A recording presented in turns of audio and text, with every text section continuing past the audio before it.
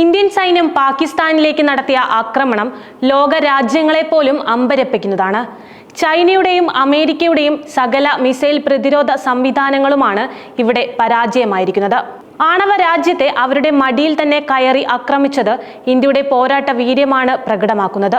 പാകിസ്ഥാന്റെ മാത്രമല്ല, അമേരിക്കയും ചൈനയും ഉൾപ്പെടെയുള്ള സകല ലോക രാജ്യങ്ങളെയും അമ്പരപ്പിച്ച പ്രകടനമാണ് പാകിസ്ഥാനിൽ ഇന്ത്യ നടപ്പാക്കിയിരിക്കുന്നത്.